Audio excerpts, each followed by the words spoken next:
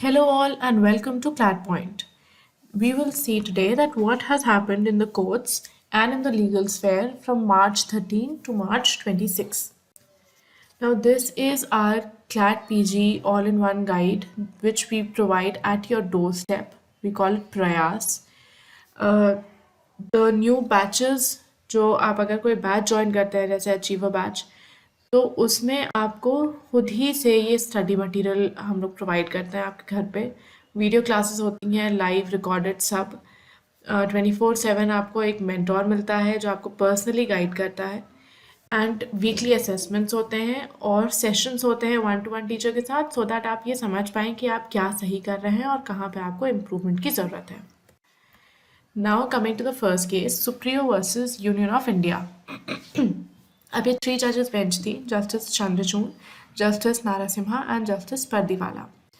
इसमें था क्या, बेसिकली सुप्रीम कोर्ट में बहुत सारी पेटिशन्स आई थी जहाँ पे ये कहा गया था कि आपने 377 जो है, जो हम लोग का सेक्शन 377 है आईपीसी का, वो तो आपने अबॉलिश कर दिया, ठीक है, लेकिन क्या सेम सेक्स मैरिज अलाउ हुई है, क्या ये मैरिजेस अलाउड है, सेम सेक्स मैरिजेस? तो द आंसर इज कि अभी तक की इंडिया में ऐसा कोई भी लीगल प्रोविजन नहीं है जहाँ पे जो LGBTQ हैं उनकी मैरिजेस को कहीं भी लीगल रिकग्निशन मिले. अगर यहाँ पे इनको लीगल रिकग्निशन मिलता है तो बहुत सारे पर्सनल लॉज हैं वो सब चेंज होंगे, क्योंकि जैसा कि हम लोग जानते हैं कि जो पर्सनल लॉज हैं वो कहीं ना कहीं बायस्ड हैं towards the woman. Now what if there is no woman in the marriage, तो फिर आप ये सब किसकी तरफ करेंगे? तो फिर क्या आपकी डोमेस्टिक वायलेंस हो सकता है, आपका डोमेस्टिक वायलेंस एक्ट आएगा, क्या आपके लिव इन के जो लॉज हैं वो लगेंगे उस पर, या अगर आपका हिंदू मैरिज एक्ट है उसमें सप्तपदी की जो वो होती है मेन रिचुअल होता है जिससे मैरिज मानी जाती है, तो अगर लड़की नहीं है उस मैरिज में तो सप्तपदी हो सकती है कि नहीं हो सकती है? अगर नहीं हो सकती है सप्तपदी तो क्या वो हिंदू मैरिज एक्ट में आता है या ये स्पेशल मैरिज एक्ट का पार्ट बनाया जाएगा? तो ये ऐसे बहुत सारे क्वेश्चंस हैं जो कि उठते हैं. इसी के लिए बहुत सारी पेटिशन सुप्रीम कोर्ट में फाइल की गई और इन सबको सुना इन 3 जजेस बेंच ने. इन लोग ने अभी कोई आंसर नहीं किया है. इन लोग ने सिर्फ ये कहा है कि ये चीज़ एक 5 जजेस बेंच डिसाइड करे, क्योंकि वो एक कॉन्स्टिट्यूशनल बेंच होगी और ये जो क्वेश्चन है वो एक कॉन्स्टिट्यूशनल बेंच को ही डिसाइड करना चाहिए. तो एक बार हम लोग पढ़ते हैं कि क्या लिखा है. The Supreme Court is hearing a batch of petitions seeking legal recognition for same-sex marriages. Besides relying upon decisions of the court in K.S. Puttaswamy versus Union of India, K.S. Puttaswamy क्या है, जिसमें right to privacy recognize किया गया है, जिसमें ये कहा गया था कि you have a right to choose your partner, you have a right कि आप अपनी marriage कैसी और किसके साथ करना चाहेंगे. And Navtej Singh Johar versus union of India, जहाँ पे 377 को जिसके अंदर अबॉलिश किया गया.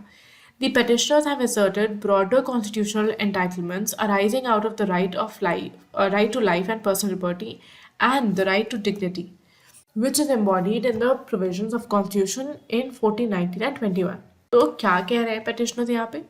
Petitioners कह रहे हैं कि आपने हमको प्राइवेसी का राइट दिया है, आपने 377 को भी अबॉलिश कर दिया है, लेकिन अब जो कॉन्स्टिट्यूशनल राइट्स हैं हम लोग के उनको भी ब्रॉडन करिए, ठीक है. जो लाइफ एंड पर्सनल लिबर्टी है वो ये रिकॉग्नाइज करता है, 14 इक्वालिटी, 19 आपके बहुत सारे rights and 21 life and liberty. ये हमको अलाउ करता है कि जिससे भी a person wants to marry can marry a man, a woman और anybody.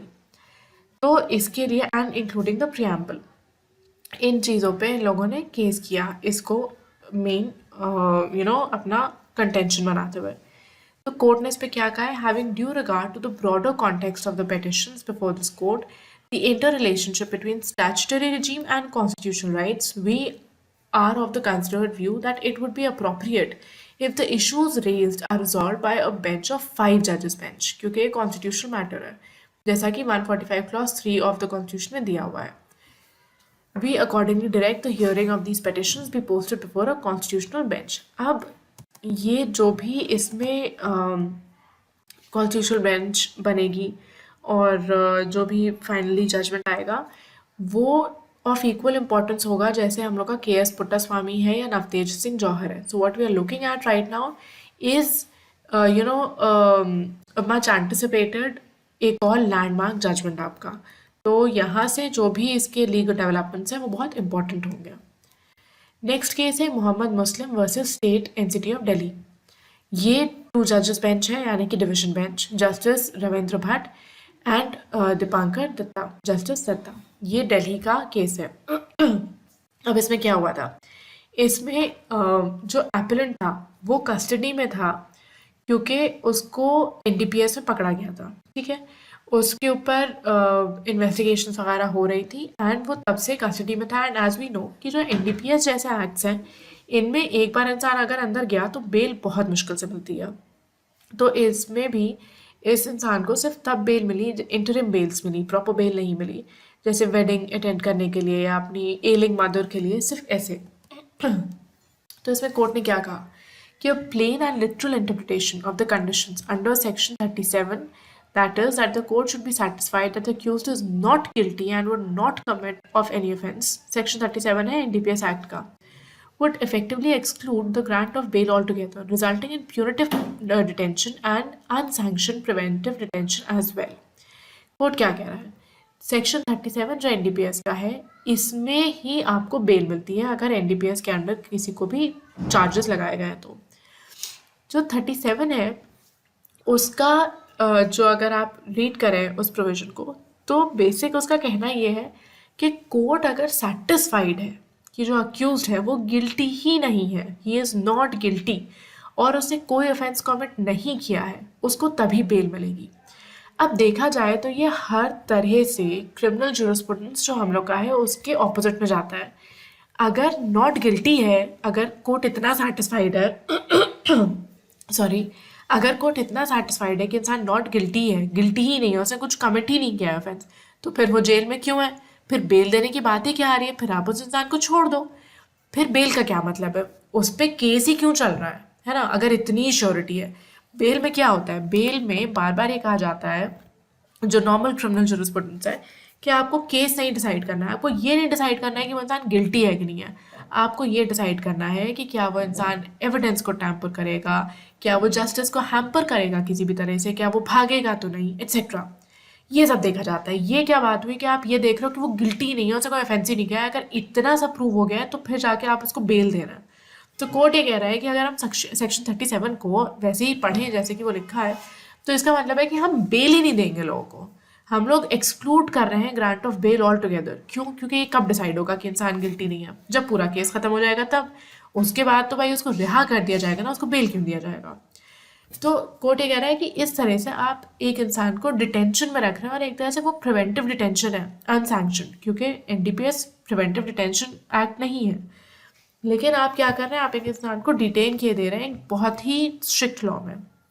Therefore, the only manner in which such special conditions as enacted under Section 37 can be considered within constitutional parameters is where the court is reasonably satisfied on a prima facie look.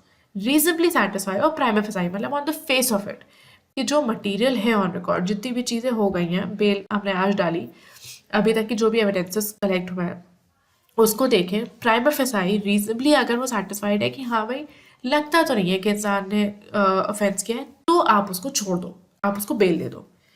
इतना strict जो literal interpretation है उसको court ने थोड़ा सा lenient view लिया है और कहा है कि सेक्शन 37 को हम लोग वैसे नहीं पढ़ सकते जैसा वो लिखा है, क्योंकि वो तो एसेंशली बेल मिलेगी ही नहीं इंसान को. तो हम लोग क्या करेंगे, रीजनबली सेटिस्फाइड है अगर कोर्ट कि हाँ देखने में लग रहा है कि जितने बार मटेरियल है रिकॉर्ड पे उसे लग रहा है कि अक्यूज ने कोई ऑफेंस नहीं किया है, तो उसको हम बेल दे देंगे. Any other interpretation would result in complete denial of the bail. अगर हम कोई और इंटरप्रिटेशन करते हैं जो कि हम लोग ने यहाँ पढ़ा, लिटरल और प्लेन इंटरप्रिटेशन, तो कंप्लीट डिनायल हो रहा है बेल का to a person accused of offences such as those enacted under Section 37 of the NDPS Act. Grant of bail on ground of undue delay in trial can not be said to be fettered by section 37 of the act given the imperative of section 436A। यहाँ CRPC की बात कर रहे हैं, which is applicable to offences under NDPS 2।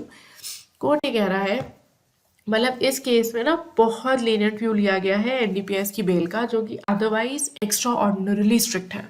तो एक तो हमने ये पढ़ा कि हमने उसका पूरा इंटरप्रिटेशन जो है वो लीनियंट कर दिया है और कह दिया है कि भाई इतना ज़रूरत नहीं है पक्का होने की कि उस इंसान ने कुछ नहीं किया है, रीजनबली लग रहा है तो बेल दे दो। दूसरी क्या इंपॉर्टेंट चीज़ हुई, अगर अनड्यू डिले हो रहा है ट्रायल में, ठीक है, एक इंसान है जेल में, वो पड़ा हुआ है जेल में, अब क्या है, ट्रायल भी नहीं हो रहा है, क्योंकि हम लोग जानते हैं कोर्ट्स को टाइम लगता है, बिकॉज ऑब्वियसली एक एक केस में बहुत सारी चीज़ें होती हैं देखने के लिए, एंड आप बहुत जल्दी जस्टिस नहीं प्रोवाइड कर सकते हैं। तो कोर्ट ये कह रहा है कि ये जो अनड्यू डिले होगा ट्रायल में अगर NDPS एक्ट में, तो हम लोग सेक्शन 436A देखेंगे CRPC का, जो कि कहता है कि भैया एक इंसान को एक लिमिट में ही जेल में रख सकते हो, इतना जेल में मत रखो कि उसकी पूरी जो पनिशमेंट है वही पूरी हो जाए। The danger of unjust imprisonment is that inmates are at risk of prisonization।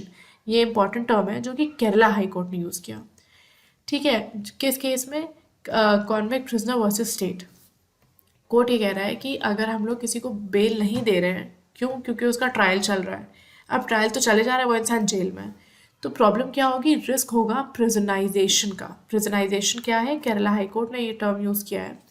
A radical transformation whereby the prisoner loses his identity. He is known by a number, एक नंबर से बुलाया जाता है, क्योंकि हर किसी को जेल में इनमेट्स को नंबर मिलता है। He loses personal possession, her cheese personal possession से बाहर ही रहती है। He has no personal relationship. Psychological problems result from the loss of freedom, status, possessions, dignity, any autonomy of personal life.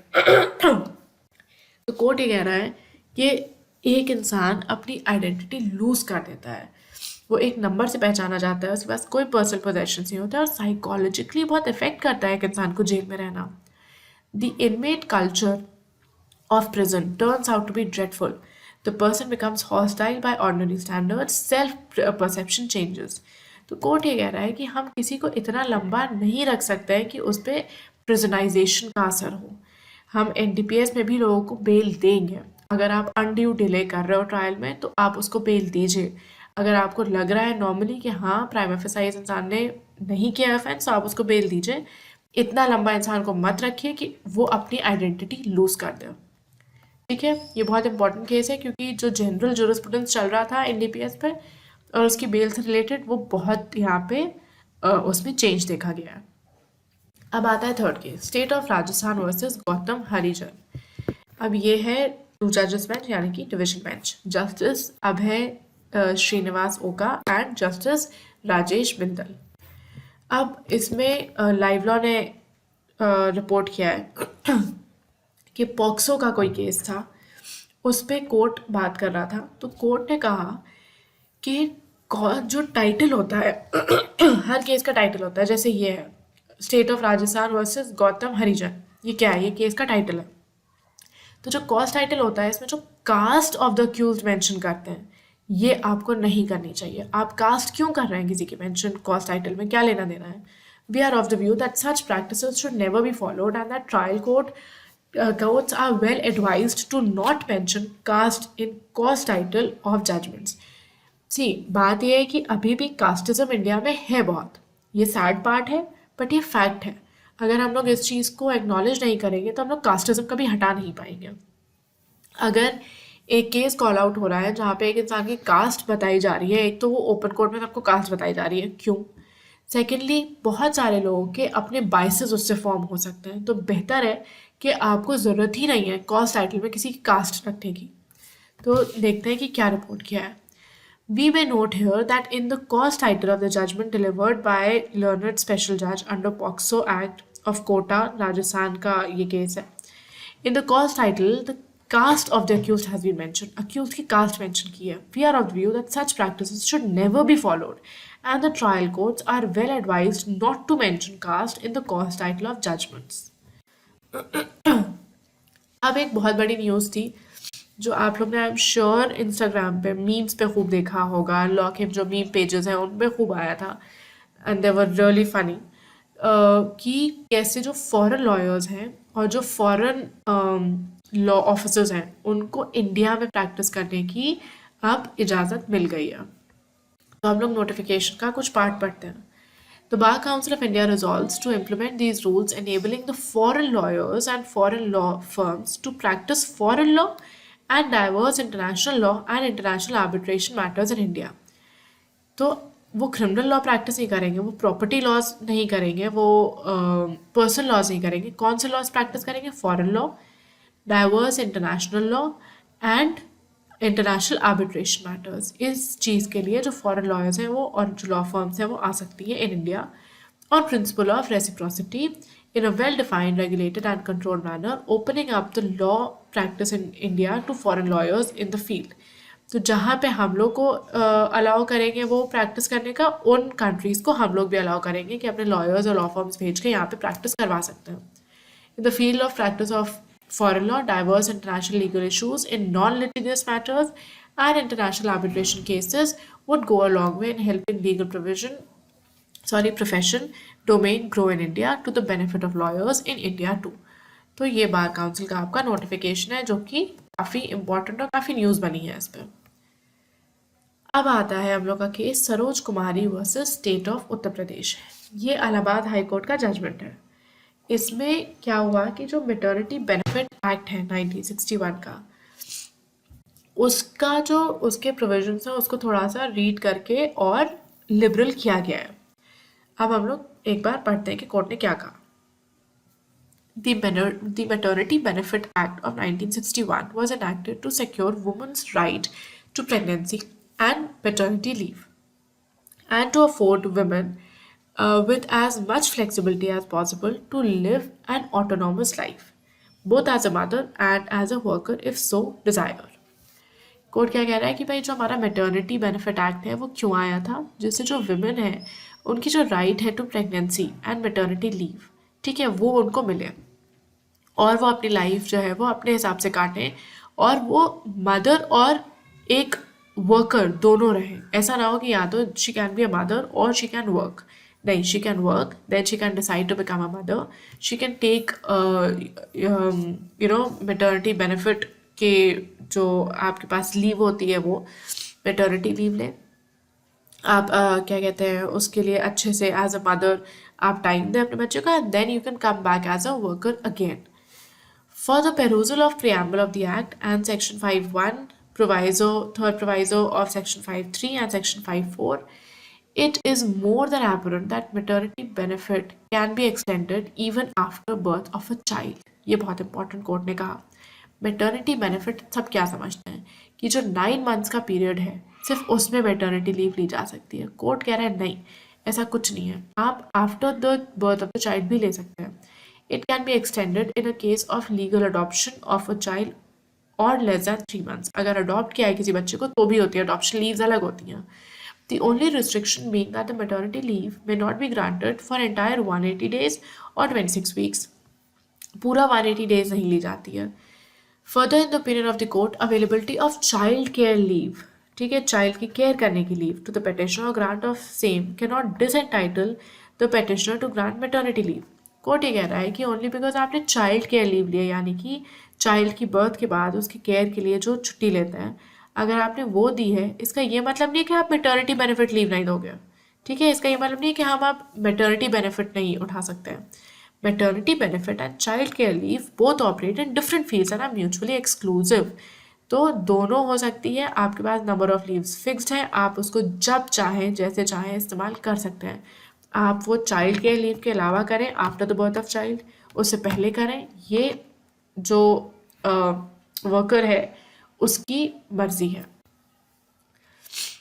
Now comes the case of Arup Bhuyan versus state of Assam.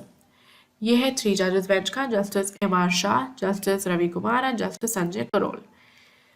Facts क्या हैं अब इसमें? क्या हुआ कि हमेशा से सो द जूरिस्प्रूडेंस सेज कि जो यूएपीए है, ठीक है, वो अगर एक ऑर्गेनाइजेशन है जिसका आप पार्ट है, ठीक है, एंड वो इवेंचुअली यूएपीए हो गई, तो only because you were a part of it तो आपको सज़ा नहीं होगी। जैसा कि हम लोग देखते हैं अनलॉफुल असेंबली में, उसमें क्या होता है कि अगर वो अनलॉफुल असेंबली है तो merely being a part of it is punishable, लेकिन यूएपीए के लिए ये नहीं था क्योंकि ये दोनों अलग अलग चीज़ें हैं।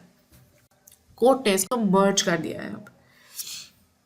Supreme Court overruled its judgments in Arup Bhuyan versus State of Assam, Indradas versus State of Assam, and State of Kerala versus Ranif. In 3 cases में ये कहा गया था कि mere membership of a banned association is not sufficient to constitute an offence under Unlawful Activities Prevention Act. Only because आपकी membership थी किसी ऐसे एसोसिएशन में, ये आपको मुजरिम नहीं बनाता है। या फिर टाडा में terrorism and disruptive activities prevention act, unless it is accompanied with some overt violence. अगर आप उसका हिस्सा हैं उस एसोसिएशन का और आपने कोई वायलेंस का काम किया है तो आपको पनिशमेंट मिलेगी। ओनली बिकॉज आप हिस्सा थे, आप मेंबर थे, इस चीज़ के लिए आपको ऑफेंस, आप यूएपीए में नहीं आते थे। अब कोर्ट ने क्या कहा है, कोर्ट ने इसको बदल दिया है। कोर्ट ने कहा the American decisions primarily involve indictment on the basis of membership of political organization or incidents of free speech advocating overthrow of the government. However, under Indian law, it is not membership of political organizations, etc. or free speech or criticism of the government that is sought to be banned. हम इसको ban नहीं कर रहे हैं कि आप political organisations और या क्रिटिसिज्म ना करें गवर्नमेंट का। It is only those organizations which aim to compromise the sovereignty and integrity of India and have been notified such are unlawful whose membership is prohibited. हम किसको prohibit कर रहे हैं? उन organizations को जो गवर्नमेंट को या इंडिया की sovereignty and integrity को compromise करती हैं, या फिर और उनको notify कर दिया गया है कि भाई ये illegal है और आप फिर भी उसकी membership लिए हुए हैं। This is in furtherance of the objective of UAPA, which has been enacted to provide for more effective prevention of certain unlawful activities of individuals and associations dealing with terrorist activities and for matters concerned therewith. तो जहां हम लोगों ने देखा कि NDPS का और maternity benefit act का एक लिबरल वर्जन आया है, एक ज़्यादा फ्लेक्सिबल इंटरप्रिटेशन किया गया है, वहीं यूएपीए का एक बहुत ही रिजिड इंटरप्रिटेशन किया गया है 3 जजमेंट्स को ओवररूल करते हुए। So that is all for the month. Actually we are done with this month's legal updates. ये कुछ इंपॉर्टेंट लीगल अपडेट्स हैं, इनके आप नाम याद रखें, इम्पॉर्टेंट होगा आपके एग्जाम्स के लिए। सेकेंडली जो सबसे पहला केस हम लोग का सुप्रिया का केस, वो बहुत इंपॉर्टेंट है क्योंकि उसमें अभी बहुत सारे और डेवलपमेंट होने हैं which you have to be very mindful of. So that's all, thank you so much, keep learning law and keep loving law, bye bye.